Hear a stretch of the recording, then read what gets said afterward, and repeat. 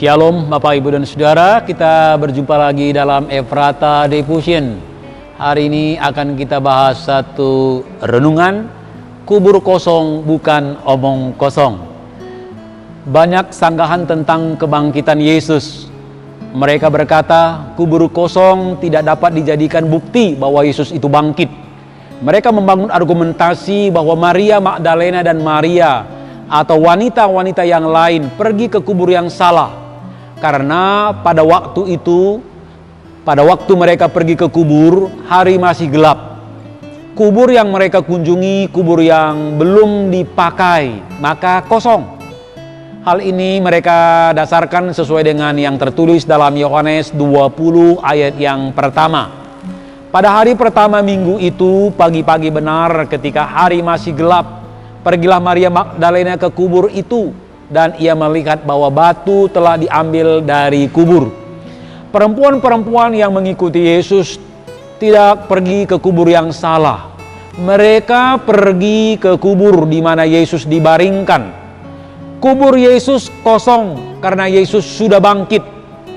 Bukti kebangkitan Yesus yang kita bicarakan dalam renungan ini adalah Dia menampakkan diri.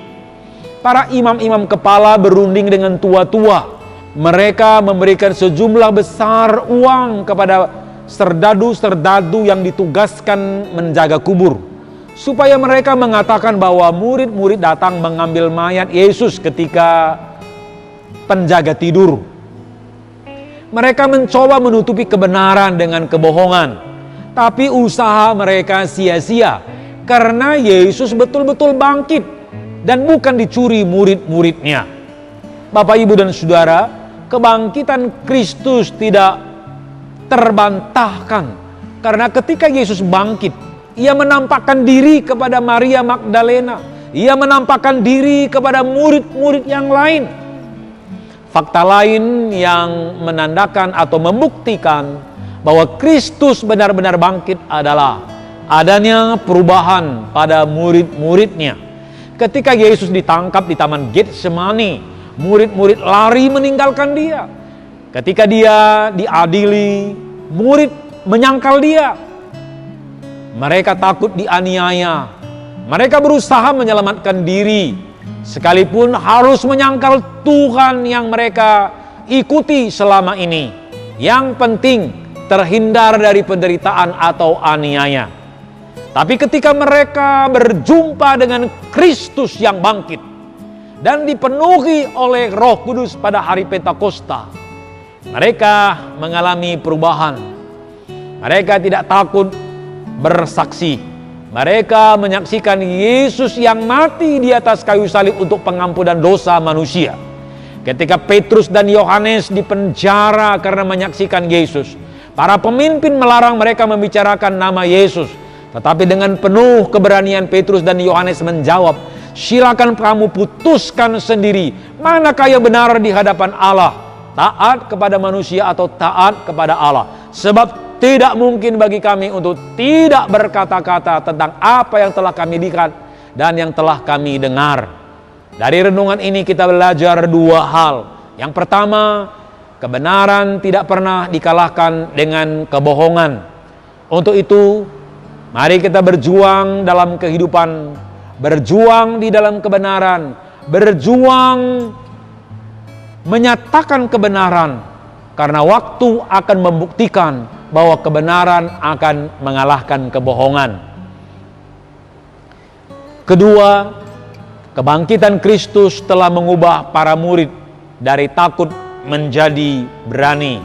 Pada awalnya mereka takut menderita, takut dianiaya, tapi karena mereka telah berjumpa dengan Kristus yang bangkit dan mereka dipenuhi oleh Roh Kudus, mereka penuh keberanian bersaksi tentang Yesus, sekalipun mereka dipenjara, dianiaya, disiksa, bahkan martir, tetapi mereka tidak menyangkal iman mereka. Para murid setia hidup mengikut Tuhan Yesus sampai akhir hidup mereka.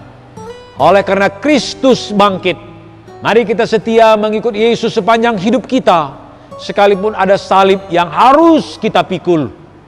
Mari kita setia menyaksikan Yesus bahwa Dia telah mati untuk pengampunan dosa dan Dia telah bangkit dari antara orang mati.